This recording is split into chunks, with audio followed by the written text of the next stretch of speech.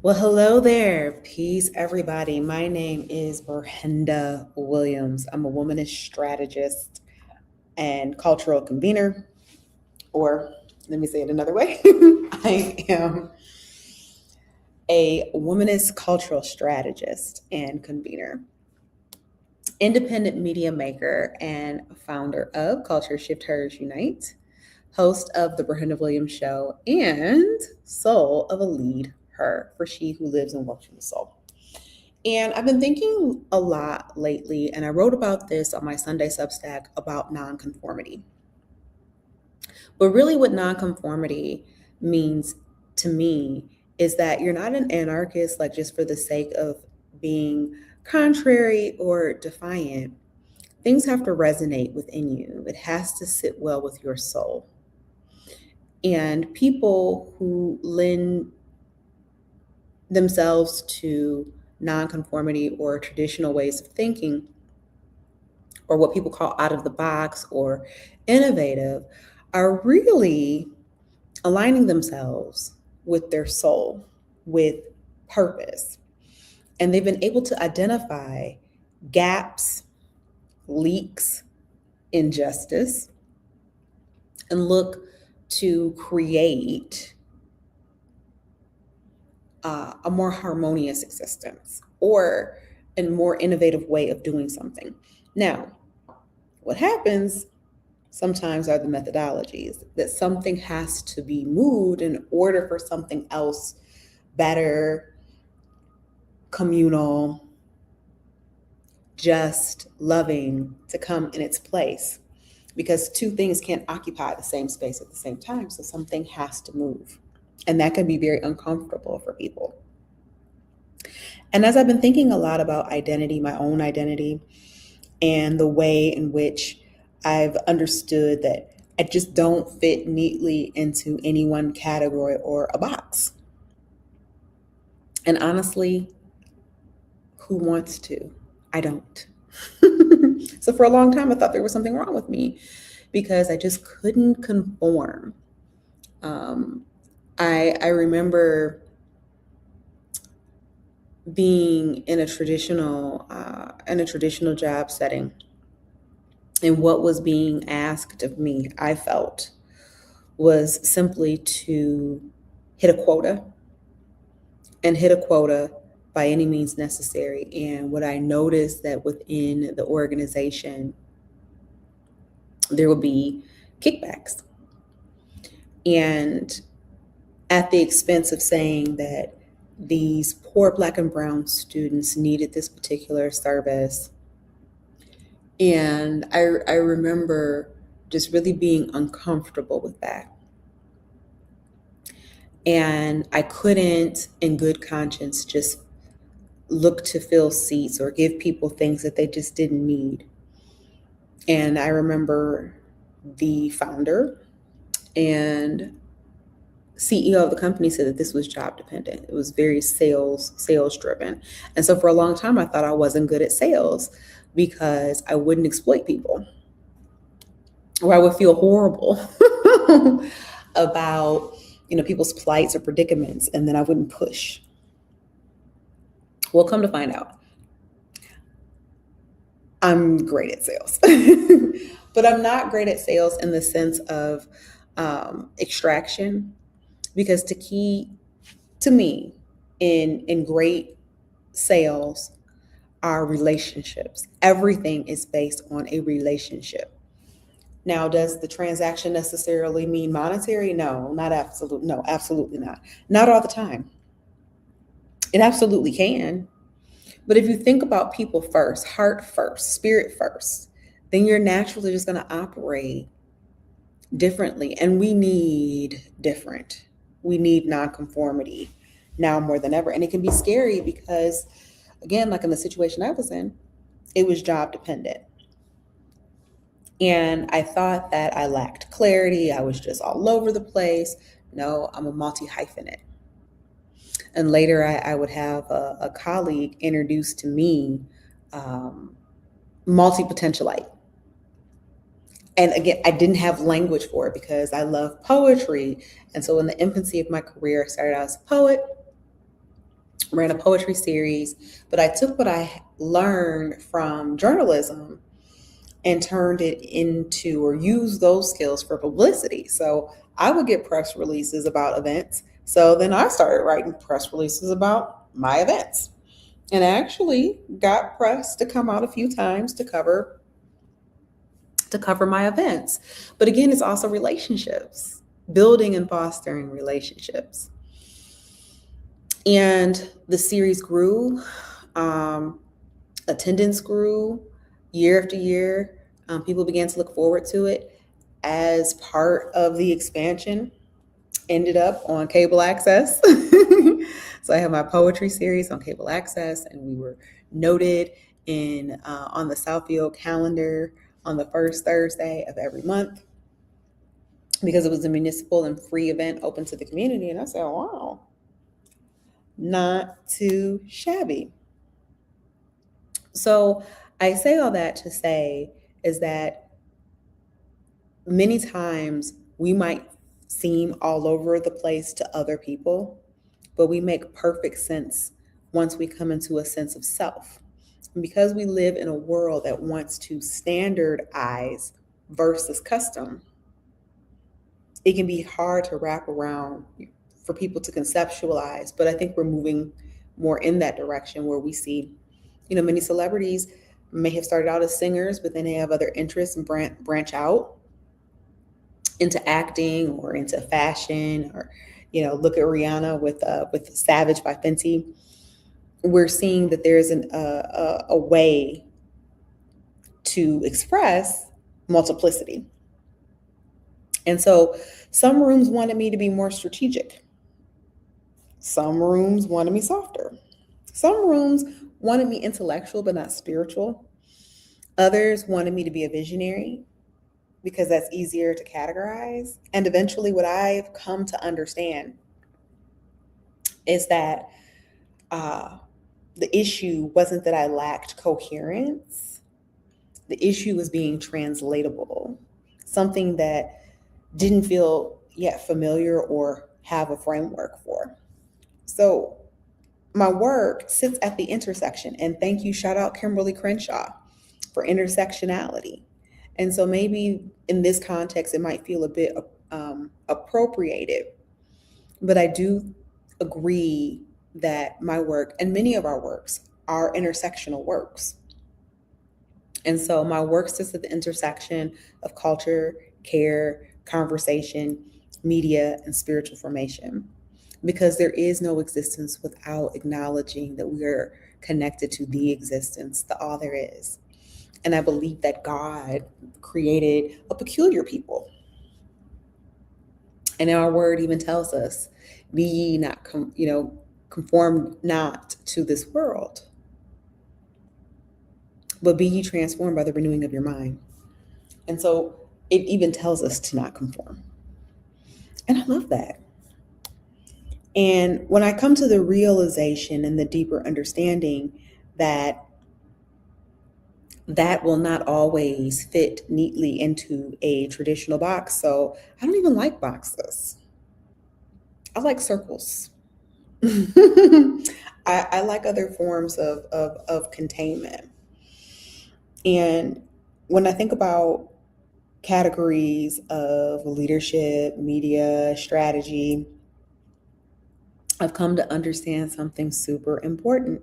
Clarity doesn't always translate, especially when you're building something that does not already exist. It can feel like you're Icarus just trying to move that rock, up the hill. And when you try to explain it to people or give it words or language, because the thing doesn't exist yet, the language does not either. And one of the quotes that I love, and I think about this one often, is well-behaved women rarely make history.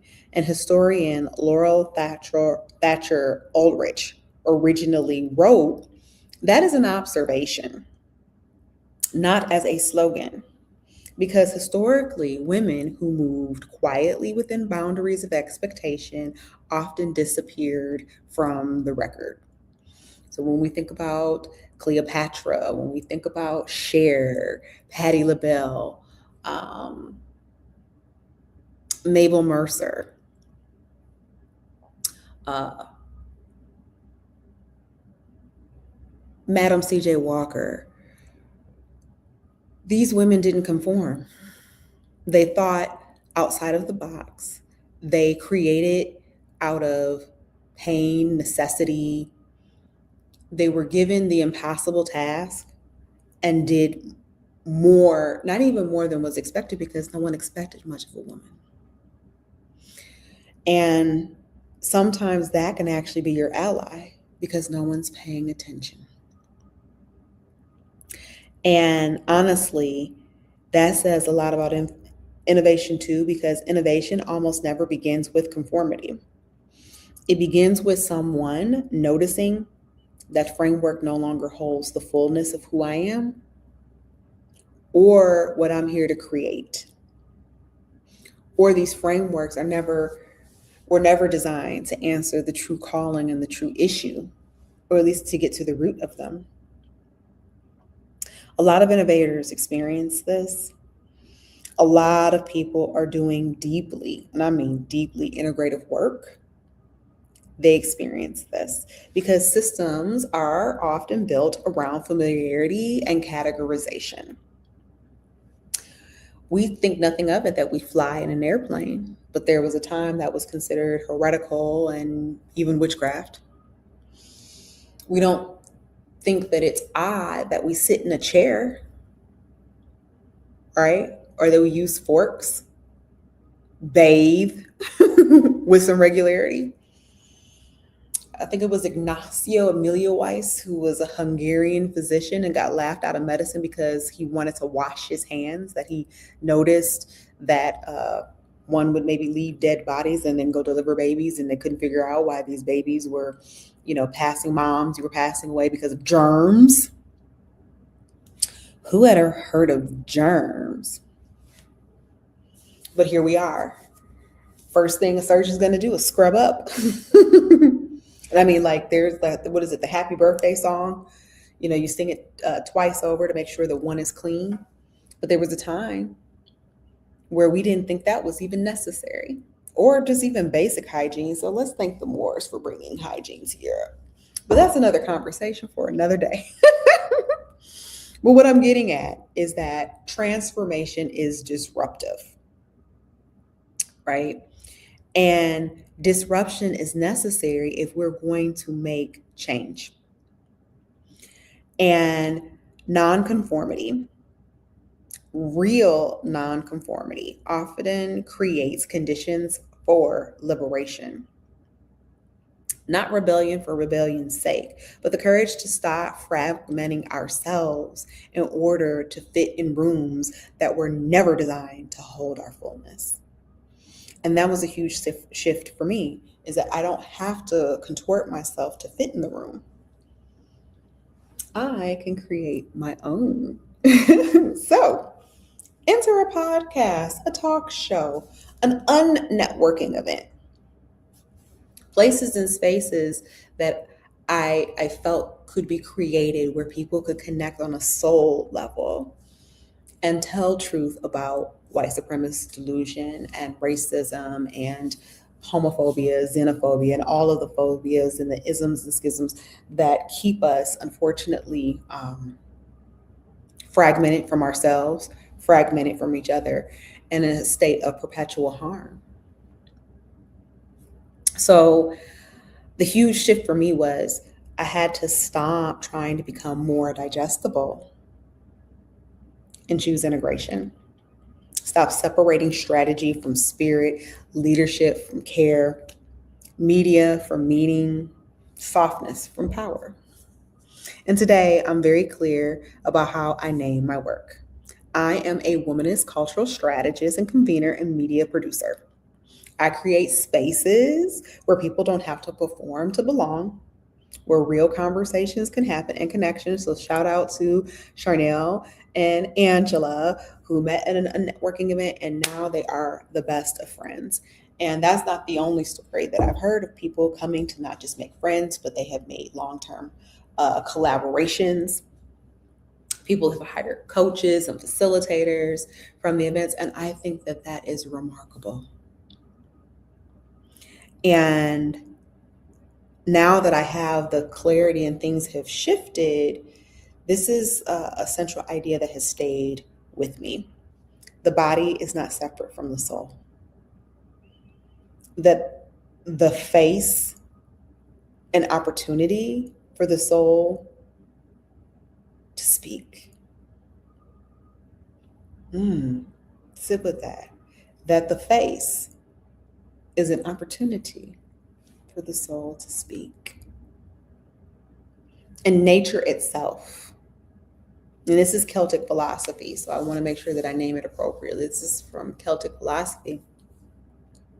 And sure, I would even dare say this is indigenous philosophy, because nature is in and of itself divine, and a way to watch the divine's handiwork. And I've thought about moments that I've experienced forests, moments of deep stillness and recognition, not performance, not productivity, not urgency, just presence. A kind of silence that just doesn't exist in the city. And I find that whenever I feel disrupted or fragmented for myself, if I go to the forest or place my feet on the grass and earth, I feel recalibrated. And that brings its own form of coherence. So much of modern leadership teaches us to override ourselves, to override our intuition, to override our guts, to separate head from heart. Don't bleed all over the place. But what if real wisdom does look like listening, like slowing down, like honoring the season in which we're actually in? So I want to offer a question to you, for those of you who are listening. Where in your life or work have you been trying to translate yourself into a form that no longer exists? And what might happen if you stopped assuming your difference was a flaw, your own uniqueness, your quirk? Because sometimes what I call not fitting is actually foresight, because you see beyond sight. And as I close, I want to invite you into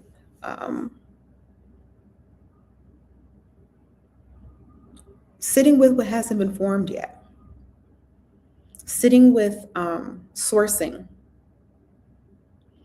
And as you sit with sourcing, instead of jumping into a reaping or a planting, you don't have to force what has already been seated inside of you.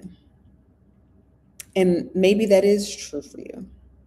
So if your work doesn't fit neatly into a box, that you are more contemplative, you're more sensitive, you have sight beyond sight, you look to dreams as information for your waking life. That's valid. So I'd love to hear what resonates with you, what has resonated with you. I also want to invite you to the opening of season 4. I can't believe it, of Unnetworking. We're meeting at Joe's Upscale Resale Shop, and I'd love to see you there. We're talking about seasons of womanhood. We have an amazing panel of speakers and business owners and nonprofit leaders, social disruptors, Susan Holiday from Leadership Oakland. We also have Samantha Barish from the Practice Collective, Dr. Dana, who is a menopause and perimenopause doctor and specialist, Liliana Ospina, who has founded her own media company, and I'm deeply inspired by her work to highlight the lived experience and the work and legacy of not just Latinos in Michigan, but also Latinos throughout the USA. And of course, the fabulous Joe Braxton, who has had multiple reincarnations in terms of a career, from a beautiful career in sales and marketing, philanthropic work, and of course, a love and passion for fashion. And this is part of what I'm talking about, of daring to think outside of the box, leaning into an imagination, and imagination is also a tool for liberation. So I went a little bit longer than I had intended to today, but I hope that this touches you, that you are moved by these words, and that you join us for a networking at Joe's Upscale Resale Shop, located in Southfield, Michigan. Details are in the show notes, and that you hear from this amazing panel, but also hear from yourself as we literally move through the seasons of womanhood. Because in those seasons, we are definitely endeavoring into the depths. We have each one of our amazing guests will be representing various archetypes. So the initiate, the sovereign, the oracle, the creatrix, and of course the luminary. And each of these archetypes you may see yourself in. You might see yourself in more than one. But what I want us to experience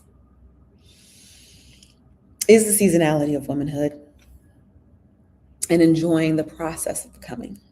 So with that, I will bid you adieu. My name is Brenda Williams. I'm a womanist strategist and cultural convener.